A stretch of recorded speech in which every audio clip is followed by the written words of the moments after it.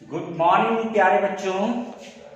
मैं डॉक्टर मुकेश नौटिया आपके सामने लाए हैं हमारे चैनल में। आज से जो हम शुरू कर रहे हैं डिफरेंशियल इक्वेशन, तो डिफरेंशियल इक्वेशन भी बीएससी में भी है और बीटेक मैथमेटिक्स में भी बहुत इंपॉर्टेंट टॉपिक है differential equations.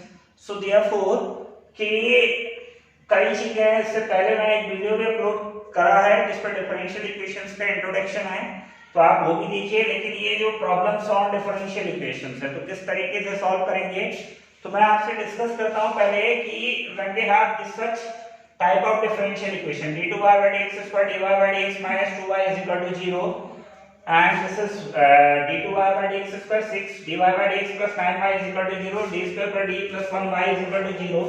These are three differential equations which having three different types of the conditions, root conditions. यानी ये तीन डिफरेंशियल इक्वेशन मैंने इसलिए सेलेक्ट करी है कि इसमें मैं कॉम्प्लीमेंट्री जो फंक्शंस होता है उसके तीन जो केसेस होते हैं।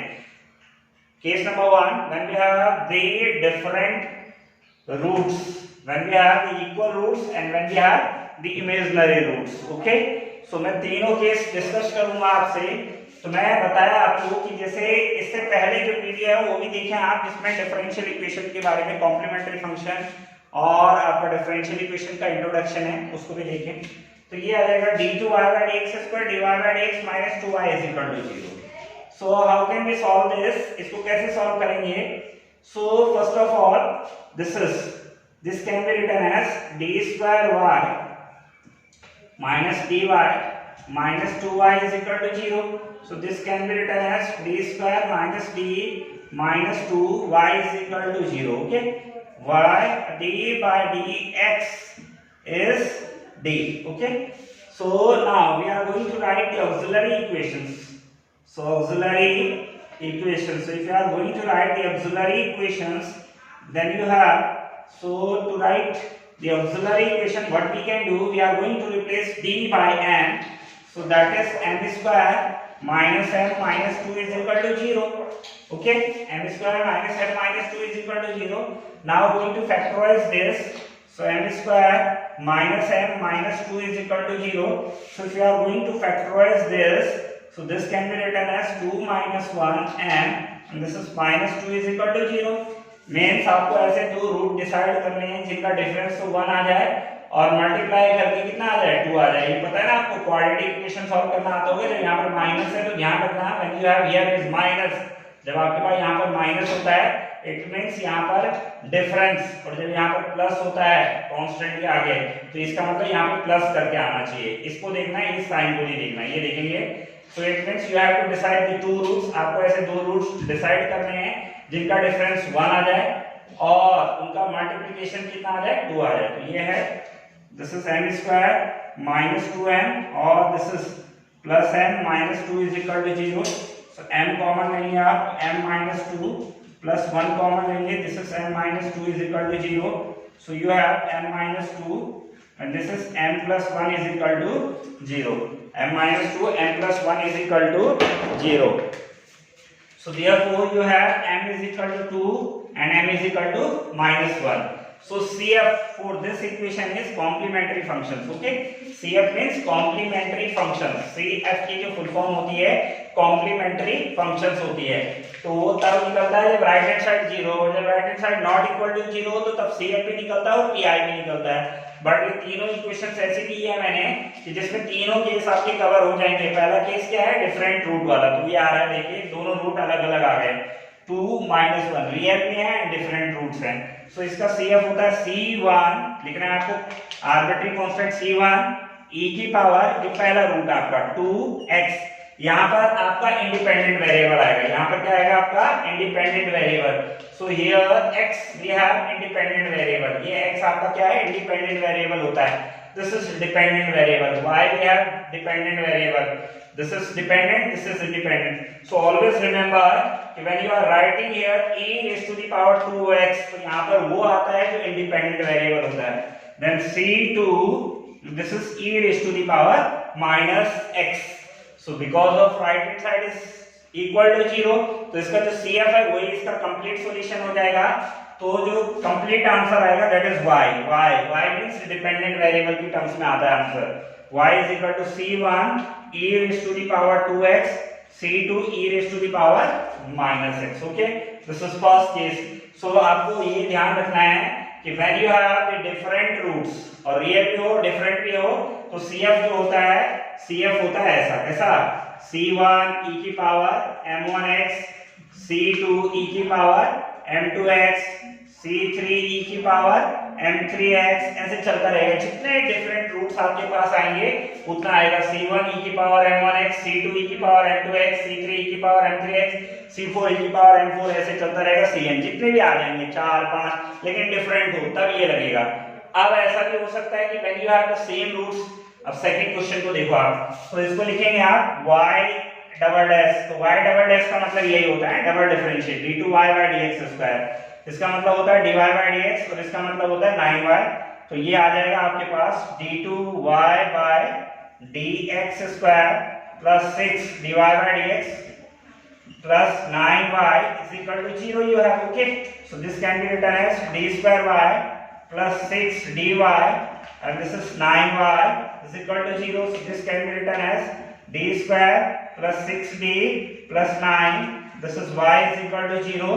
so auxiliary equation AE भी लिख सकते हैं, शॉर्ट फॉर्म है auxiliary equation का AE। AE equation for this is m square plus 6m plus 9 is equal to 0। okay, so m square plus 6m plus 9 is equal to 0, so this is a square 9 can be written as 3 square plus twice of a and b is equal to 0, so therefore this is m plus 3 का whole square is equal to 0। so it means what, how many roots you have, 2 roots you have। हमेशा याद रखना जितनी differential equation होती है second order differential equation it means इसके कितने roots होंगे, 2 होंगे। अगर थर्ड ऑर्डर होती, थर्ड ऑर्डर जानते हो ना ऑर्डर डिफरेंशियल इक्वेशन का क्या होता है, that is how many times maximum times you are going to differentiate that dependent function ना, जितने मैक्सिमम बार आप डिफरेंशिएट करते हैं। सो यहाँ कितनी बार करा हुआ है, 2 बार करा हुआ है। So this is order. और डिग्री क्या होता है, जो मैक्सिमम डिफरेंशिएशन होता है जो ऑर्डर वाला होता है उसकी जो पावर होती है that is degree of a differential equation. तो ये डिस्कस करेंगे अलग से।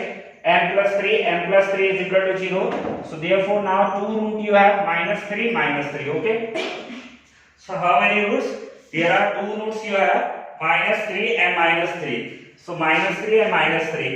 so when you have equal roots then what we can do, then CF is, so condition होती है c1 c2x and e raised to the power -3x। okay, c1 c2x e raised to the power -3x, ये equal roots की condition है। या इसको ऐसे भी लिख सकते हैं c1x plus c2 e raised to the power -3x। ये आपको हमेशा ध्यान रखना है कि यहाँ पर इंडिपेंडेंट वेरिएबल आता है। कभी अगर मान लो यहाँ पे t भी होता है d2y by dt square 6 dy by dt plus 9y is equal to 0। अब बच्चों को याद रहता है तो वो हर बार x ही लिख देते हैं, नहीं x नहीं आएगा।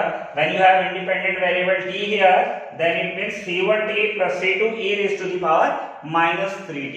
तो आप पहले केस नोट कर लीजिए। केस नंबर 1 हो गया आपके पास। केस क्या हो गया, case number 1 when you have different root, when you have different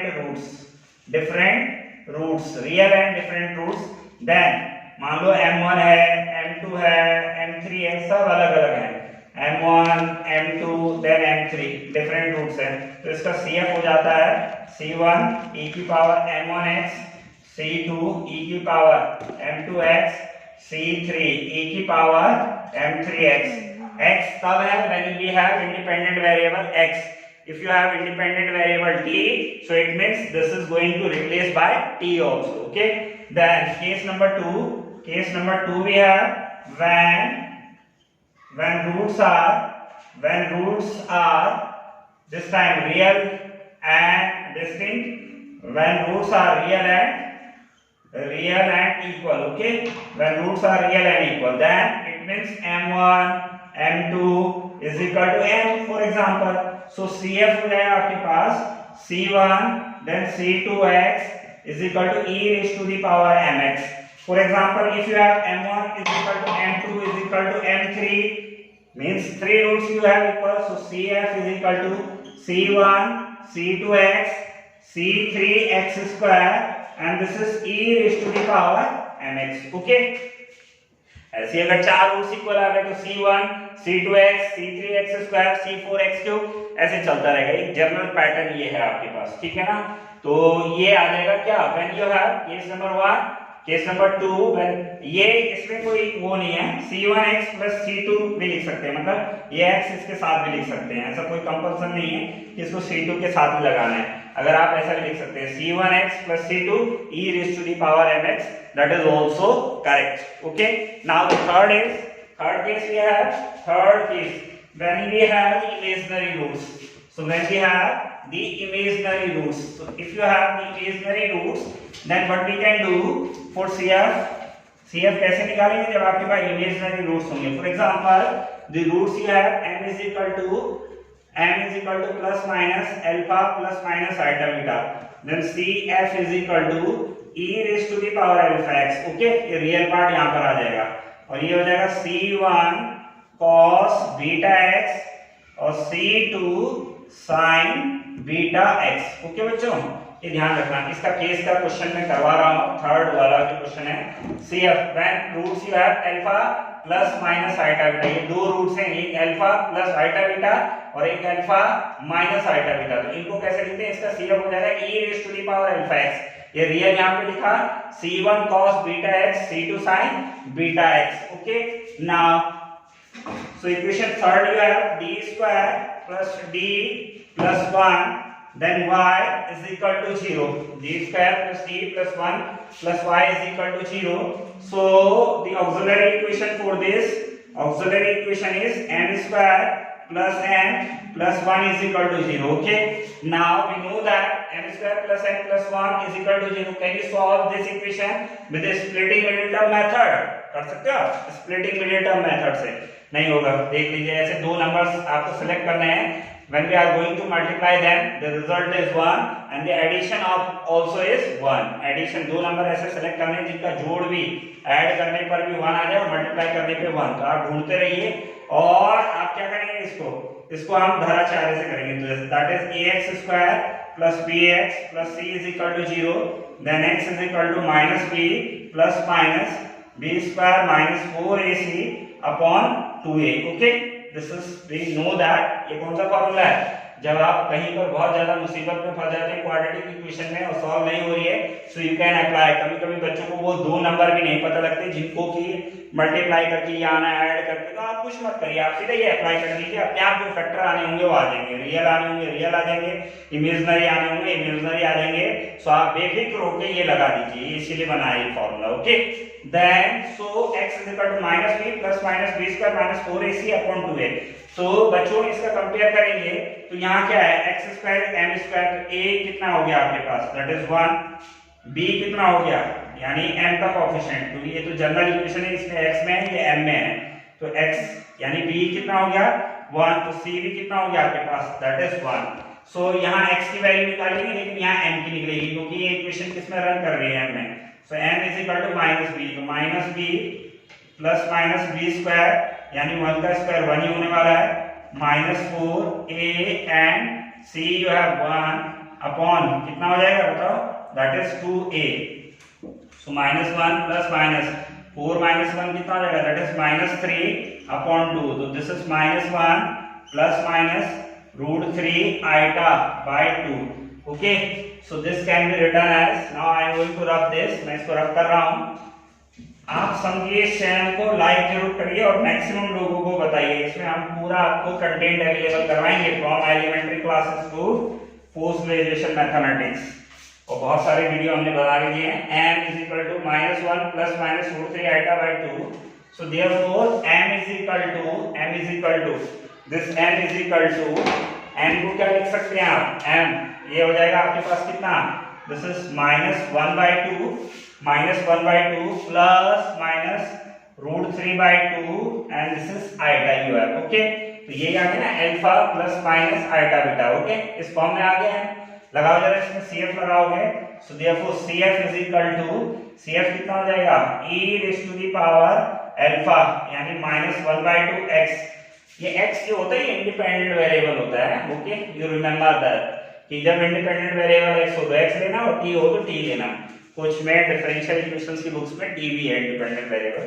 minus half x, ये हो जाएगा c1 cos √3/2 x plus c2 sin √3/2 x। ठीक है बच्चों, सो x, अब ये यू रिमेंबर दैट कि because of right hand side में 0 है तो भाई जो इसका CF है वही इसका कंप्लीट सॉल्यूशन हो जाएगा, क्योंकि राइट हैंड साइड 0 है, we can not find the particular integral of such type of equations, so it means what, the CF will be treated as the complete solution, so therefore the complete solution is dependent variable के terms में आता है। So y is equal to कितना हो जाएगा, e raise to the power minus half x c1 cos √3/2 x plus c2 sin √3/2 x। ठीक है बच्चों, तो ये है दिस इज y। यहाँ भी ऐसे होगा, जो कंप्लीट सॉल्यूशन है वही आ जाएगा। तो ये मैंने बता दिया, ये तीन ही केस बेसिकली आपके पास CF निकालने के हैं। तो कल से मैं PI की सीरीज लाऊंगा, PI में अलग अलग केस हैं, तो आप जरूर वीडियो को देखें। ये जो सेकेंड ईयर वाले बच्चे हैं BSc और बीटेक सेकेंड सेमेस्टर, और अभी तो फर्स्ट सेमेस्टर चलेगा, सो बीटेक सेकंड सेमेस्टर में डिफरेंशियल एक सेकंड मैथ्स 2 जो पेपर है उसमें आता है ये चैप्टर डिफरेंशियल इक्वेशन। तो आप देखिए, चैनल को लाइक करिए, सब्सक्राइब करिए, शेयर करिए मैक्सिमम दोस्तों तक, और कमेंट करिए अगर आपको कुछ वीडियोस चाहिए किसी पर्टिकुलर टॉपिक पे आपको हार्ड लग रहा है तो आप हमसे संपर्क करें। Thank you. कर दिया मैंने।